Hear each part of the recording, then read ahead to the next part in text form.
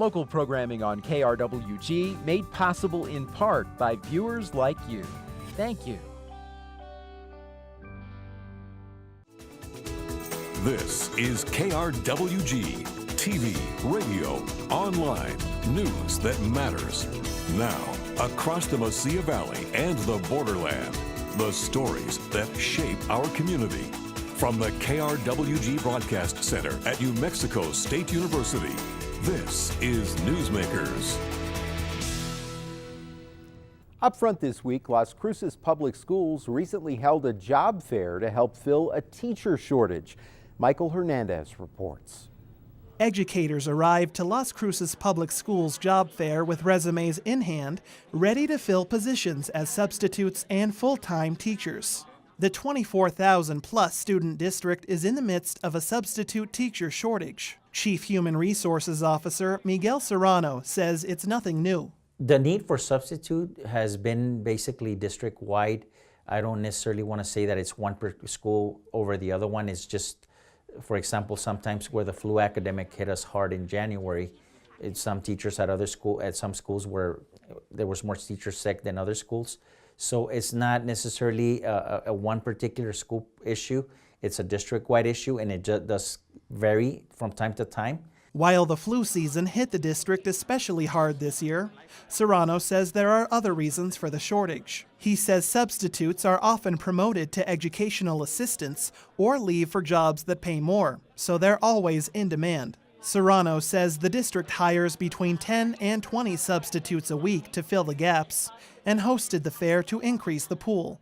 We are working towards having these job fairs where we're going to hire hundreds of substitutes like in April, having them in the summer, and starting to be more proactive in getting our pool of substitutes to be so abundant that even if some of them get other jobs, get promoted, or etc., we're not playing catch up, but we're actually staying on top of the game. Serrano says he knows low substitute pay is another reason for the small pool of applicants. The district's starting pay for subs is $9.52 an hour and goes to $11.59 an hour, depending on education level and prior experience. That's more than Albuquerque Public Schools, where starting pay is $8.85 an hour for contingency subs, although the next pay grades are slightly higher. Among the more than 120 teachers who interviewed, 36 applied for substitute positions, including Gilbert Gill. A Las Cruces native, Gill is applying to be a high school math and physics substitute. Gill says he recently retired from White Sands Missile Range after 38 years as an electronics engineer and wants to help fill the shortage among STEM teachers. There's no doubt we're becoming an increasingly technological society, and the educational system has to reflect that. I think we certainly have a very good post-secondary college and university system, but more at the vocational and technical level. I think more could be done to make people work ready and not necessarily with a 4-year degree. And I'd like to contribute to that. So does Irania Gomez, who says she has her substitute and educational assistant licenses, but dreams of being a full-time teacher. While Gomez hasn't taught yet, she says she began working as a recess monitor in August to make sure she's fully prepared for the job. She also says the pay doesn't mean as much to her. To me, it's the experience with the kids because that's something that I enjoy. So it's more gratifying working with kids than the pay to me because I have children of my own. So that's my pay. But Gomez, who likes math, says she knows she has bills to pay. I am fully aware that I need to pay my bills, you know what I mean? I'm fully aware of the pay. I think it should be a little bit higher because I don't know if, people are completely aware of the tasks and the energy that is put into teaching children. I think it's very overlooked. I do believe that it should be a little bit higher because a substitute teacher can do sometimes the same thing as a teacher normally can. Serrano says the district is looking at ways to increase substitute pay and is studying what other districts in the state pay their subs. Not that we want to structure our pay with what they're paying, but we want to see if the pay in our district is consistent to what other people are doing in the state, or if it's basically different. Serrano says some pay options include providing more incentives for substitutes with bachelor's and master's degrees or paying them a flat rate versus hourly. That's what the El Paso Independent School District does, where non-degreed subs earn $70 for a full day, while those with degrees make $80. While Gill says he doesn't need the pay, he says teachers who do need to be paid higher overall. There's a lot of teachers on strike across the nation, and I think they need to be heard. I think you get what you pay for, and I think we need to pay our teachers much better than we're paying them right now. Educators in several states are striking for higher pay. After weeks of protests in Arizona, Governor Doug Ducey proposed to give teachers a 20% raise by 2020. That may not be enough, as Arizona teachers recently voted in favor of a statewide walkout. For KRWG, I'm Michael Hernandez.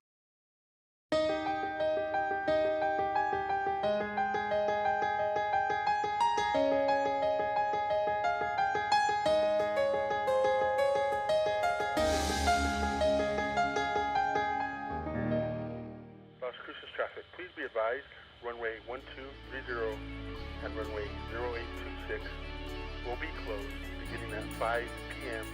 and will reopen at 7:30.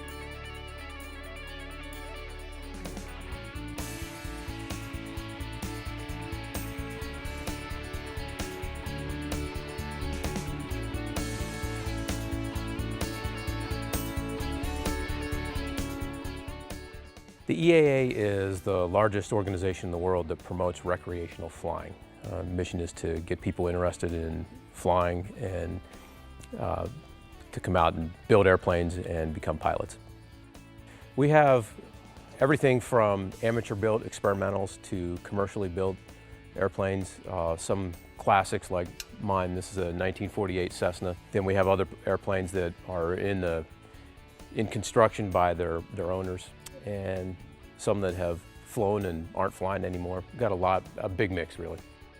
Anybody that's really interested in doing it and dedicated to doing it probably can. You don't need a lot of special math skills or science or anything like that. You just need to be persistent and have the desire to make it happen.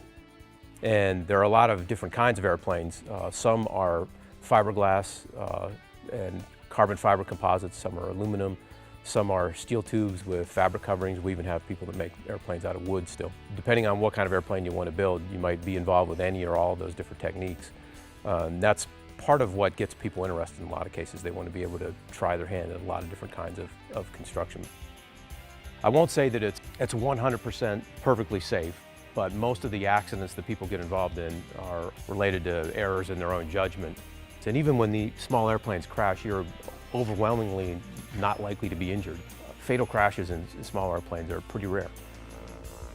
Probably 3 to 4 times a year we run what's called a Young Eagles rally. Young Eagles is a program that was established by our national parent organization 25 years ago.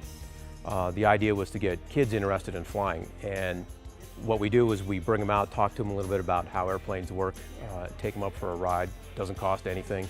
Most kids will get a chance, if they fly in an airplane like this, they'll get a chance to get on the controls and learn how the airplane flies, and they enjoy that. The program started back in the 90s as a national organization, flown over 2 million kids.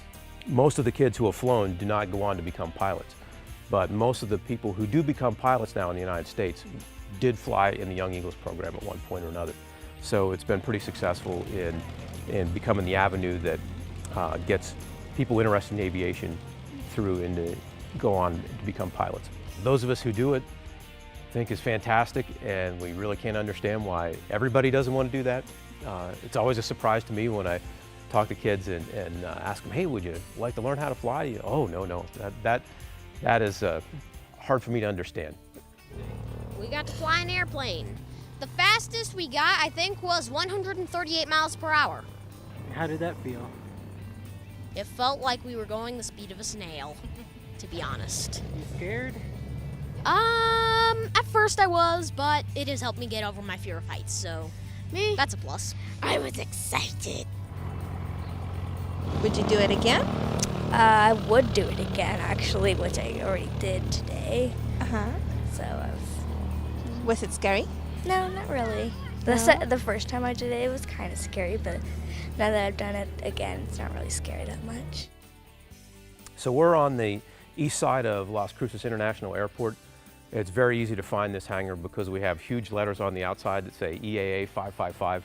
And we probably are one of the most busy areas on the airport. If you're involved in recreational aviation, most people are going to kind of hang around this area. So we tend to have a lot of people, especially on the weekends, in and out of the hangar, coming out to fly, coming out to see what we're building, that sort of thing. Our website is 555.eaachapter.org. We also have a Facebook page. Just look up EAA Chapter 555. We're already talking about what else we might do. We're going to build some other airplanes. Possible that 10 years we might have 3 or 4 more new airplanes that were built right here. And I just welcome everybody to come out and meet us and take advantage of what's to offer here.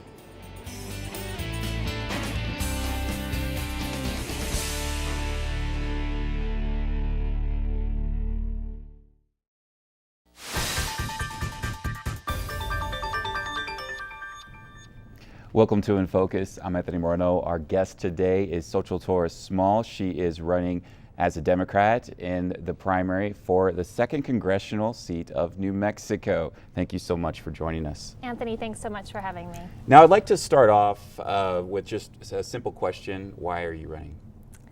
Sure. So I've grown up here in Las Cruces, and growing up here, I seldom felt like the person who was elected to represent me was really representing me.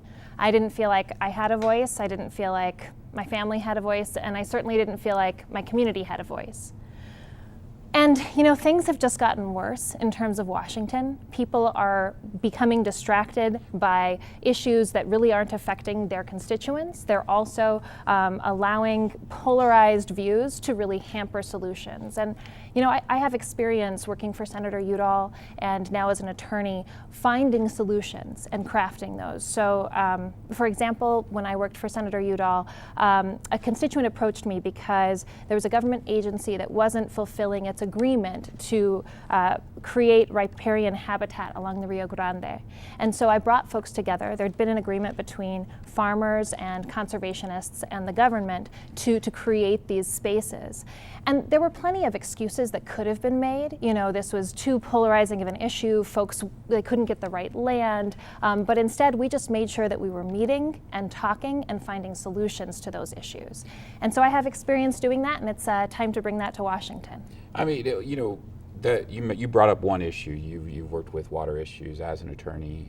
You know, you've been heavily involved with that. And what are some of the other issues that you feel are extremely important that people are facing here in the 2nd Congressional District?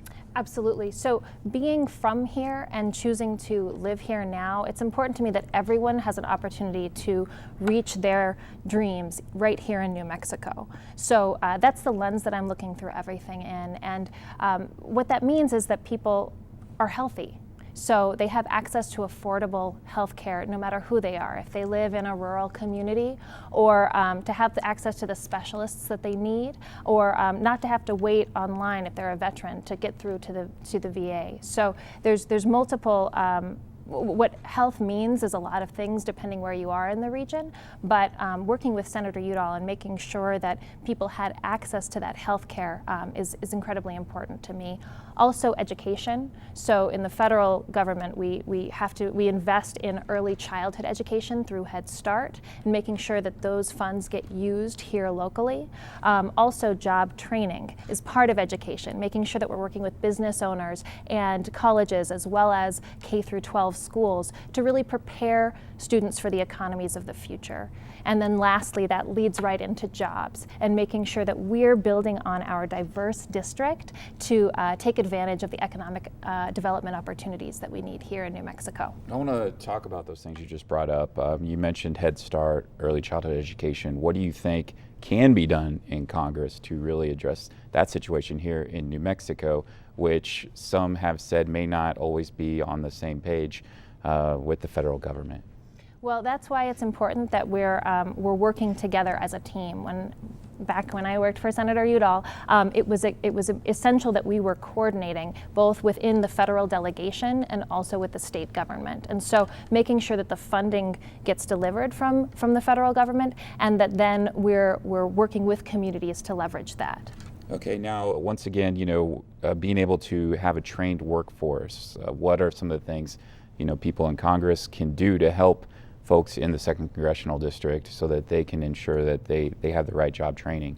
So one of the areas that I covered was working with Silver City when Freeport-McMoRan jobs dramatically decreased in the mining industry there. And so it was about coordinating, bringing the right people on the ground, because there's federal resources to retrain individuals who need access at that time. And so it's making sure that those resources actually get used on the ground. And that's one of the things I love about the role in federal government, is that you're making sure on the ground things are happening. It's not just about the legislation that gets passed, but also that it gets implemented here in New Mexico.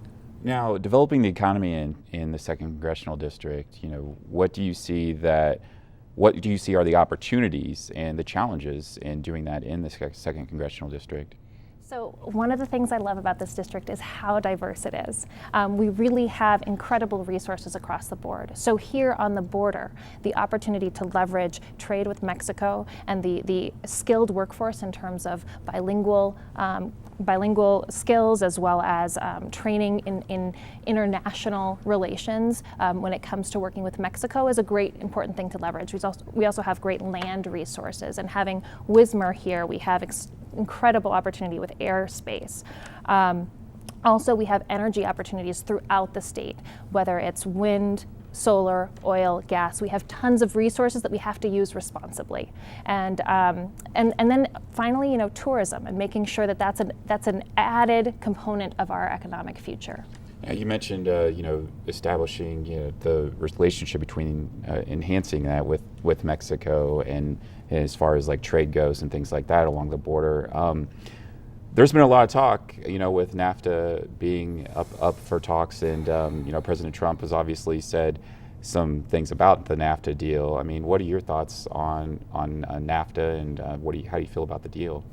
So when I studied economics at Georgetown, one of the key principles is that you have to have as much certainty as possible when it comes to building infrastructure and investing in communities. And if we don't have a trade agreement that's long lasting, that people can have confidence investing in, it's not worth the agreement. We've got to make sure that we're negotiating in good faith, and that the agreement is going to continue into the future, so that people can make plans to invest in our communities based on that information. Now, another issue in this district is immigration. There's been a lot of talk, as we're taping this episode. The United States Senate is starting debate on this issue, and it is expected to go several days. What are your thoughts on coming to a solution for immigration, especially when it comes to Dreamers? Some Dreamers have stepped out and said that they want a clean Dream Act without enhanced funding for ICE and Homeland Security and a border wall. What are your thoughts on that? Do you support what they call a Clean Dream Act? So let's be really clear about where we are right now. Dreamers' futures are in jeopardy because President Donald Trump rescinded protections that were already existing for them. And instead, he rescinded those protections to use them as a bargaining chip for other infrastructure desires and immigration concerns. And so what he's done is really made the conversation about something that over 80% of Americans agree should be done, is making sure that people who were brought here through no fault of their own have access to their home, and also can give back to our communities, which we've already invested in them. So let's be clear that that's why we are where we are. In terms of comprehensive immigration reform and border infrastructure, we can talk to people along the border about what solutions work for border security, but President Donald Trump's plans are clearly ill-informed about what's necessary to do that. And that's, it just further shows how out of touch he is and how willing he is to make a political point over community solutions that matter in our state. What do you think's missing? We just have about a minute left, but what do you think's really missing from this immigration debate? Discussion about our industries that depend on immigration and about individuals who want to make this a better place for all of us. Okay. Well, I want to thank you very much for being here. And as we close out, I'd like to, you mentioned, I wanted to bring, something to your attention that I know you talked about before, is like you grew up here in this area as knowing the importance of having your neighbors back. I saw that on your website. What does that really mean? How can you really bring that type of attitude and that sort of mantra to Congress? So what that means is getting away from political labels and knowing that we live in a community where talking to each other and working for each other makes a difference. So it's not about making an issue to score political points, but it's growing up in a small community. Even if you know you're coming at things from a different side, like that farmer and that conservationist that I mentioned before, there was a reason to work together. And we have that expertise here in New Mexico that we need to take to Washington.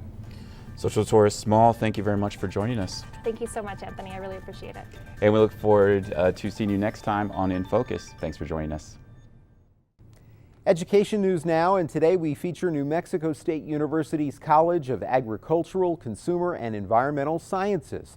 Michael Hernandez checks out the real-world experience offered by the program. Despite its name, NMSU's College of Agricultural, Consumer, and Environmental Sciences, or ACES, doesn't just focus on crops and livestock. Take the student-run ACES Foods Company, for example. Instructor Whitney Beal teaches food science and technology students how to make their own creamy creations in the laboratory. We are actually filling an order for a customer, a restaurant in Las Cruces, Lorenzo's. He ordered a caramel macchiato and a chocolate hazelnut gelato. So we're basically learning how to make and package our gelato. We're also making some chocolate chip cookies to sell in the cafe. And we're also packaging some dog treats for another local customer. Along with teaching, Beal manages the Sam Steele Cafe where the gelato is sold.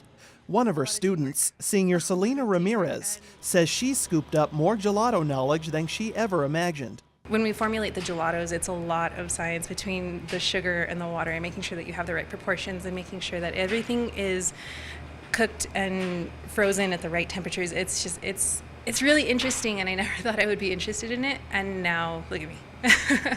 After switching her major a few times, Ramirez says she decided to study human nutrition and dietetics because of cancer diagnoses in her family. The medical field is such a great field to go into, but I also feel like prevention is the key. And with my family, we have a lot of cancer situations in my family, so I wanted to get ahead of it. And when I started studying for nutrition, it was more of as a way to figure out why this happened and how I can prevent it and make sure that people aren't affected the same way I was. While making gelato is a sweet perk of the class, food science students don't just play with their food, they also get real-life work experience by testing, packaging, and selling what they make, like this green chili sorbet. Beal says everything students produce must adhere to state and federal food safety regulations, down to the nutrition facts. She says not many local food science businesses give undergraduates the kind of real-life work experience that ACES Foods does. We're trying to teach our students what it's like to have an actual job in that career field. I think a lot of students in college kind of lack that connection of, I'm getting my degree in this and what is the end result? What am I going to do after I graduate? So that's my goal with ACES Food, is to show those students exactly what they'll be doing in real life. ACES also offers experience in the hospitality sector.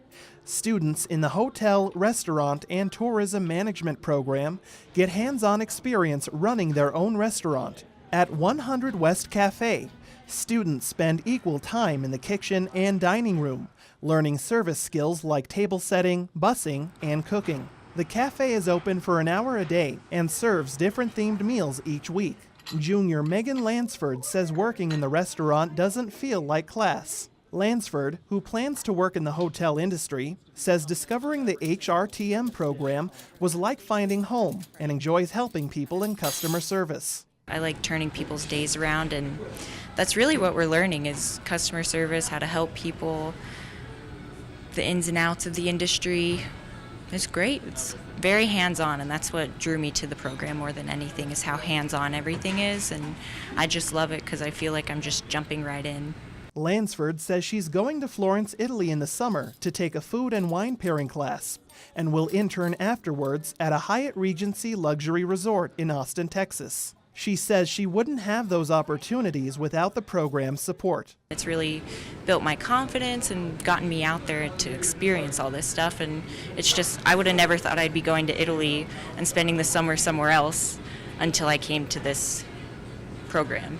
Professor Chef John Hartley says career ladders are short in the food industry because of high turnover, which means students can quickly rise through the ranks. Hartley says students learn the business side of the job so they know how to run a hotel or restaurant profitably, but he also tells them to have a good time. Most jobs you have to deal with the public on a constant basis and deal with hundreds or thousands of people on a daily basis. But we basically get paid to help people have fun and help people have good experiences. So what better way to make money? When it comes to food science, Beal agrees. I just really like it because I was really interested in nutrition, and I just felt like I was kind of running into a brick wall in that area. I just wasn't good at convincing people what to eat, and so I just want to make people happy with the type of food that we can offer, and gelato, there's no better way to make people happy than with something sweet. For these students, finding a career in what they're passionate about is just as sweet. For KRWG, I'm Michael Hernandez. That's our time for now. Join us this week on KRWG Radio. Every weekday, it's Morning Edition 5 to 9, Fresh Air at 11, followed by Here and Now, noon to 2, and All Things Considered 4 to 7. KRWG News is always online at krwg.org, and we'd love to hear from you. Email us with your story ideas and video submissions. The address is feedback@nmsu.edu. For all of us at KRWG News, I'm Fred Martino. Have a great week. We'll see you next time on Newsmakers.